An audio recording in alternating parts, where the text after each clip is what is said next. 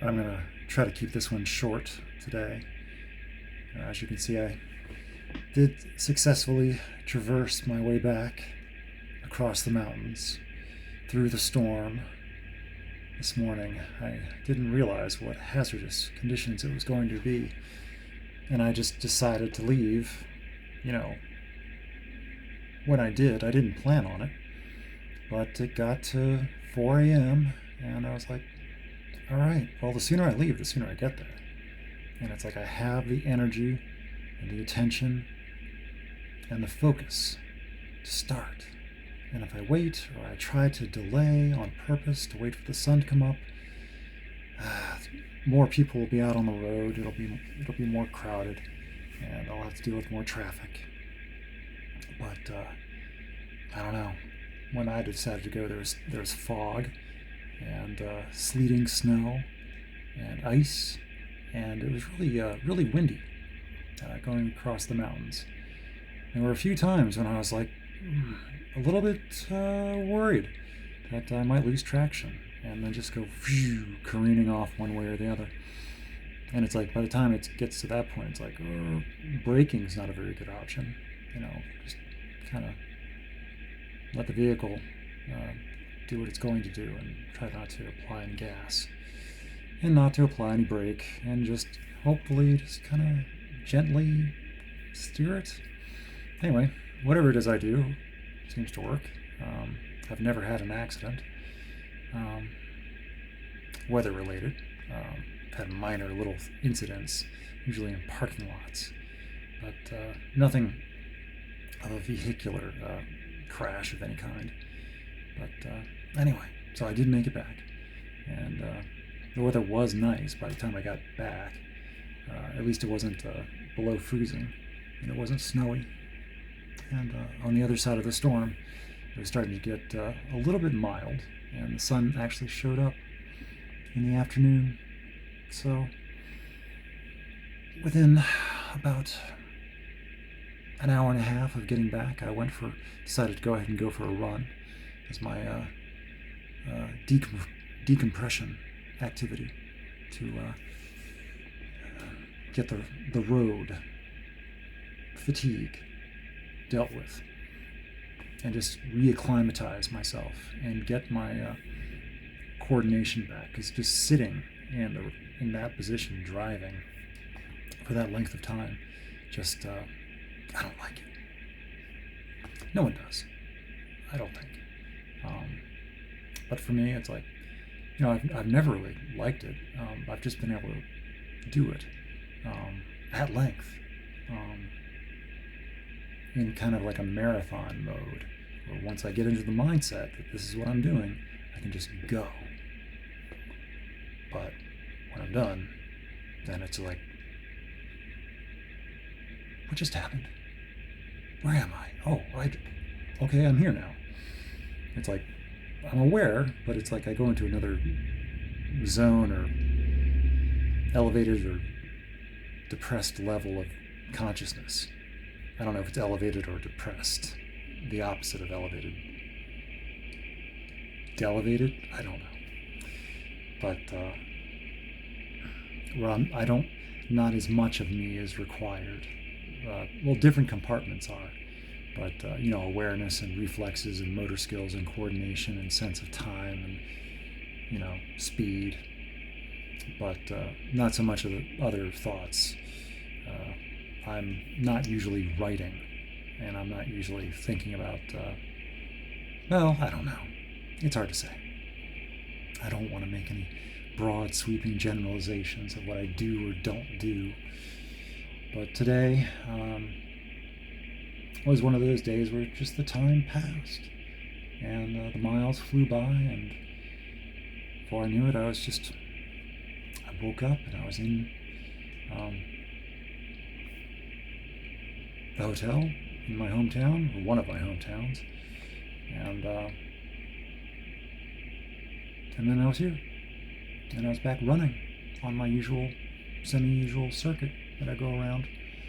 And apparently they had gotten a lot of rain here too, because the local watershed was really out of its banks, and So they got a lot of rain and wind here. Saw some fallen branches and stuff like that. So, and I saw they had a record day of heat. Hottest day of that for that particular day in March. It was the hottest day on record here. It got to 78 degrees on March 1st, and it's the hottest day on record in this location ever in recorded weather history. So, but still, that's significant, I think. And then followed by record cold within like the next day or something. It had record heat, then record cold.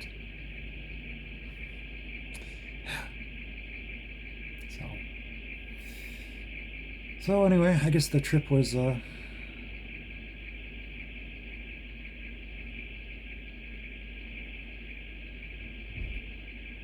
trip is done. I'm glad I went. I'm glad I was able to do what I did, even though it doesn't feel like much. My being there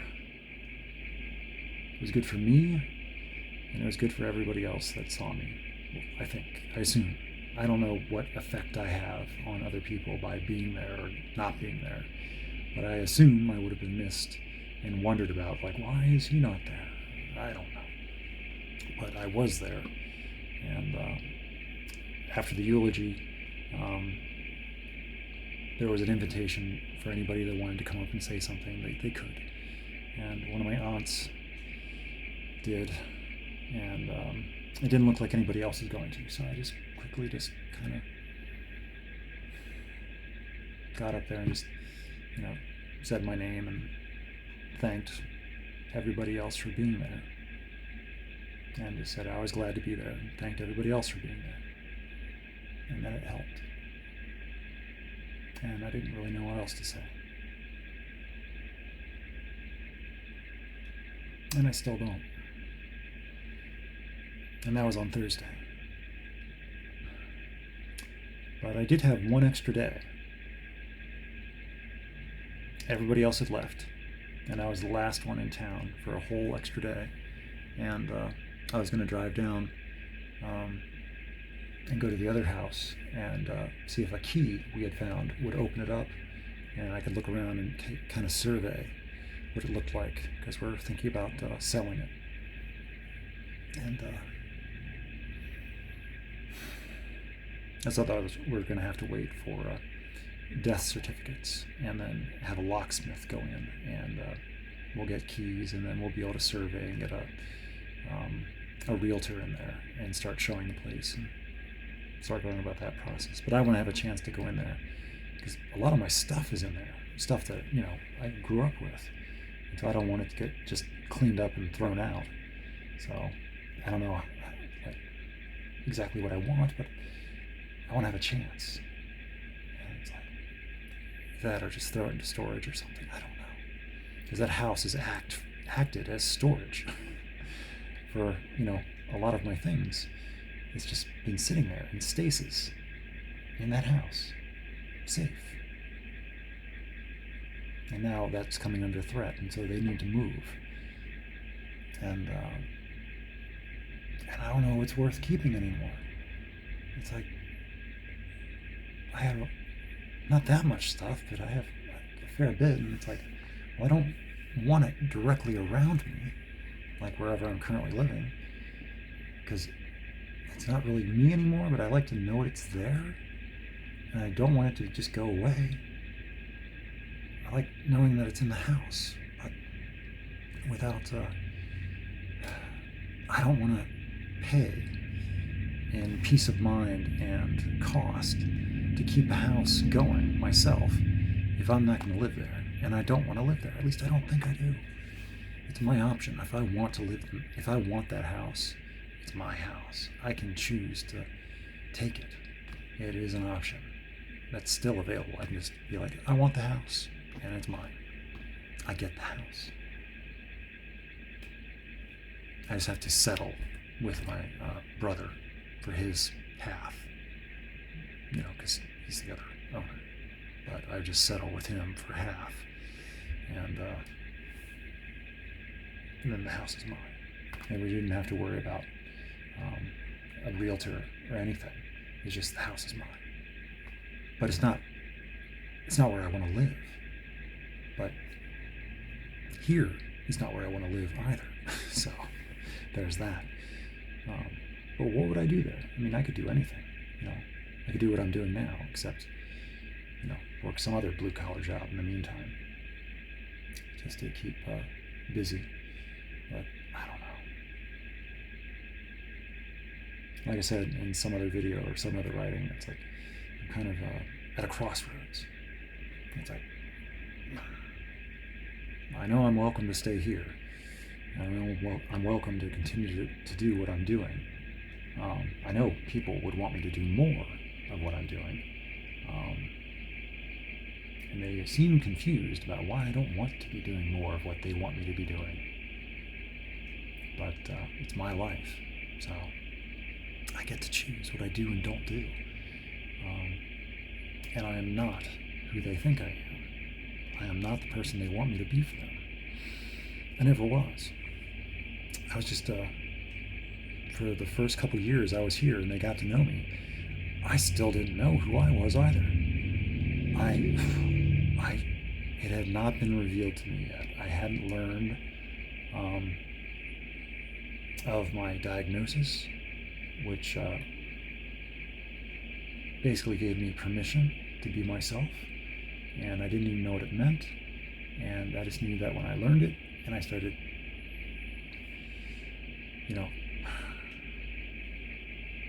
it fit.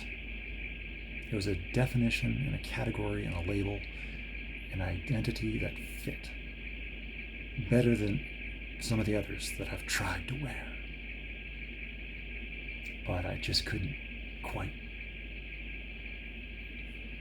pull it off. Just acting like a fraud and a phony and a fake and a poser, and just hoping that no one noticed, or I was able to,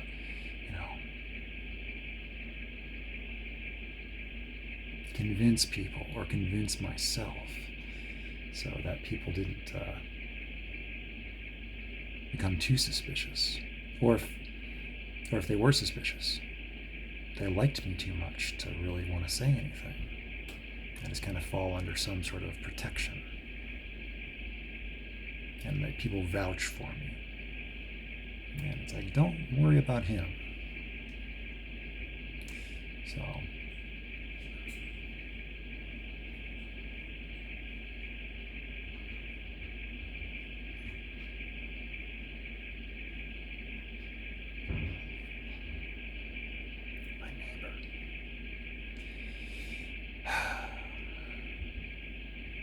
always with the going in and out, in and out,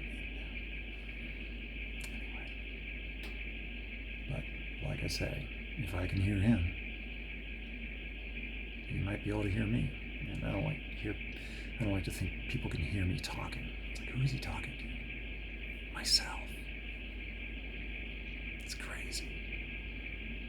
But, anyway. One of my other, things that I did on that last day when I was there was, which I think I forgot to mention in the other video, but it's of note, and I don't want to forget.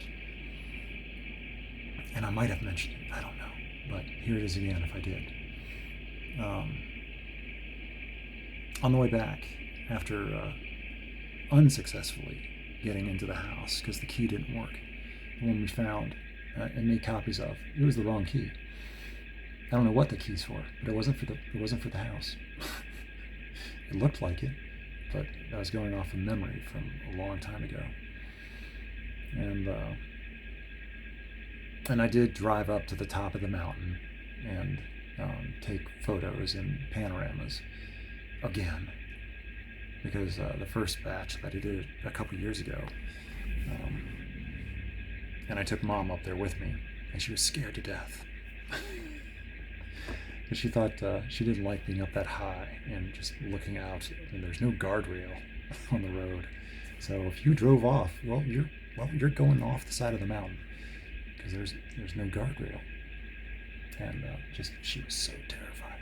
And I was like, whoa. So I felt bad about that. But It's not like I asked her to get out on the way back. And I drove slower, and I drove towards the inside. Anyway, but I accidentally deleted those videos and photos from 2 years ago. So this time, just by myself, I did the drive again and got my videos and photos again. And of course, yesterday it was kind of overcast and it just started to snow. And so the photos and videos don't turn out that great. You can't see as far over the valley as normal. You can't see any. The clouds were already rolling in, and it was like, you're at cloud level almost, and so you're just kind of, it's like you can't really see very much, and it's looking through trees and stuff, but anyway, my mind can see it, and it's like the pictures are there. They assist, and I can put together the rest on my own. But to anybody else, they were just, I don't know what they get out of it. It's like, yep, those are some trees, and it looks like there's some land down there in the back, but just the scope and magnitude of it, it's lost without actually having been there in person to see what it actually looks like, which is nothing too significant. Not like some other vistas around the globe, but it's what we got in that little area. Like, more than some, less than most. Still better than Kansas. Sorry, Kansas. But, and then on my way back, the thing I wanted to mention, just in case I said it in the other one, but yeah, anyway, is I did stop at the cemetery, and I think I did mention this. Anyway, I'll say it again. On the way back, and I did have a visit, my own private eulogy, things that I couldn't say with anybody else listening, and I talked to her. Probably talked to her for real, like I hadn't talked to her in a fair while, because whenever I tried to talk to her, like as a person, as a real person, as the person that I actually am, it made her so sad to hear me talk like myself, to hear how I felt about things, to hear how I felt about myself, how I felt about the world, and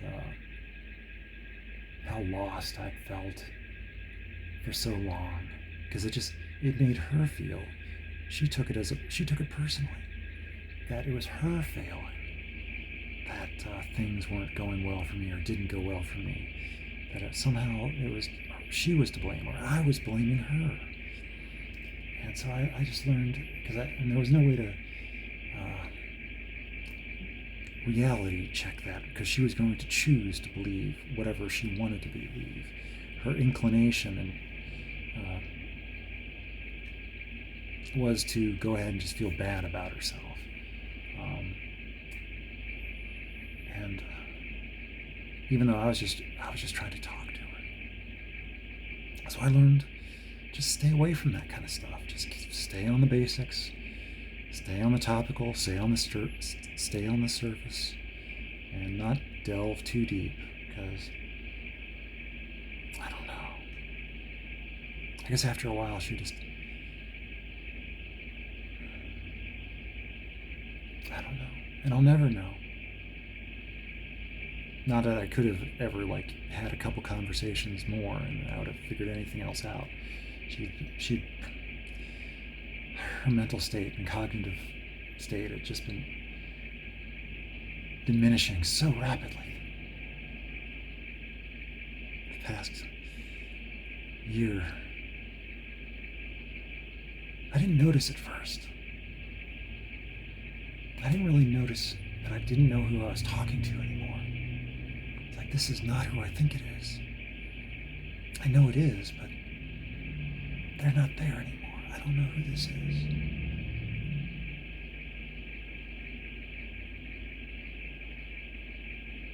and the way they spoke, and what they spoke about, and how they spoke about it. I don't know.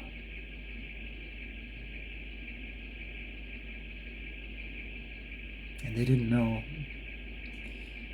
didn't realize that they were changing. I think they thought that they were keeping up and that they were functioning as well as they ever had, and that however it was that they were functioning was just about close to normal as how it had always been.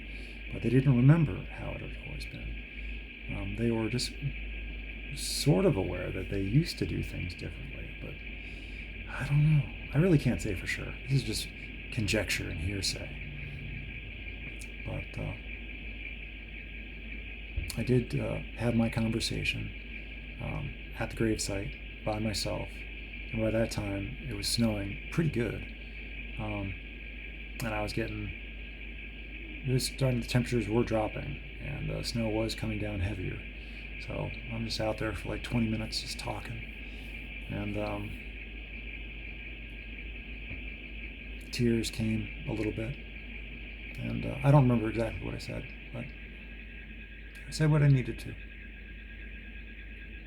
And I'd never I'd never visited anybody at a graveyard before, or talked to them.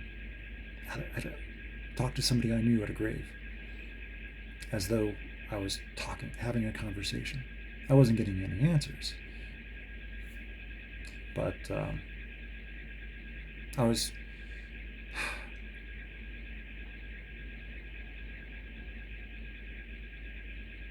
I don't know.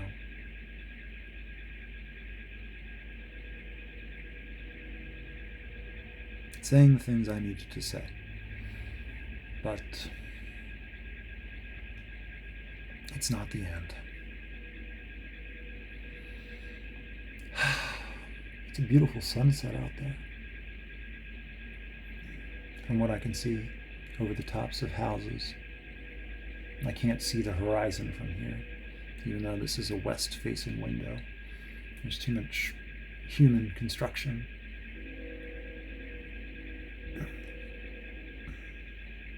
So, anyway, it was a good trip. I made it there and back safely, even though I did get lost in Pennsylvania because I missed a turn, and then I had to rely on Google Maps to navigate me back to the interstate.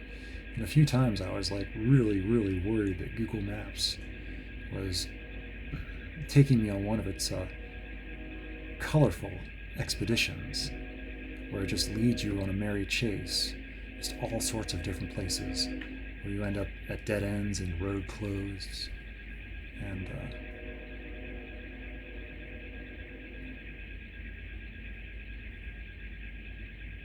so anyway, this video is already getting longer, and I didn't really have much to say. This is just another, I made it home, or I made it here, because here is not home. Here is where I currently reside. So, and this is the new recording device. I might switch it up and still use some of the other ones, but the camera on this one has better quality and resolution. I still haven't figured out exactly how I want to use it. That's right now I'm at the bottom of the screen, just because of where the angle of the tilt is at, and that's just kind of locked in. And I can have it free, but then it's free, and I'd be like having it, just be wibble wobble. Anyway.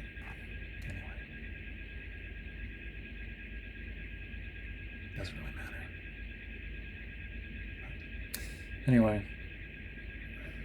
I guess I should go. But I really do have fun talking. Even though, because there's no one there, I'm just talking to myself. Whereas, like, if I'm out in social, it's like, I'll spend my entire day being mostly silent. It's like I won't talk very much at all. And who knows what people think about that.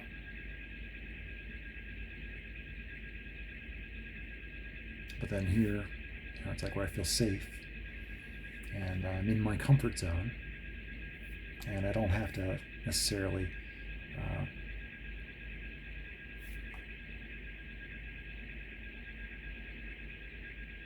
be anything or do anything. I can just be like however it is I naturally am, and then when I'm tired of talking, I can just, I don't know.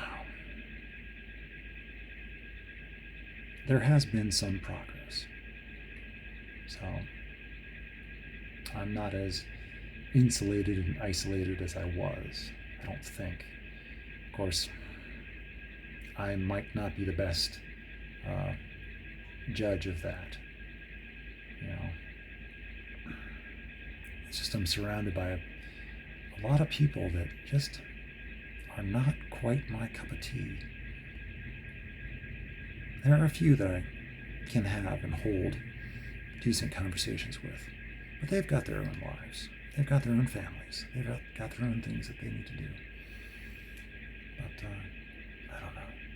I just don't really connect and relate with very many people on a personal level where I feel okay to invite them in and let them past my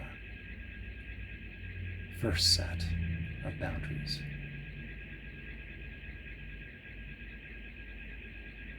So, but, oh my gosh, it looks so nice out there, but I can't see it. Oh wow. I can imagine. I can imagine a lot. It's probably going to get me into trouble one day. Actually, it already has. A few times. It's okay. It makes for a life less dull. I do have a little bit of a flair for the dramatic. So, anyway, this has gone on long enough. Now I'm just officially into ramble mode, and yeah. Okay. That's it. Bye. Oh wait, it's a touch screen.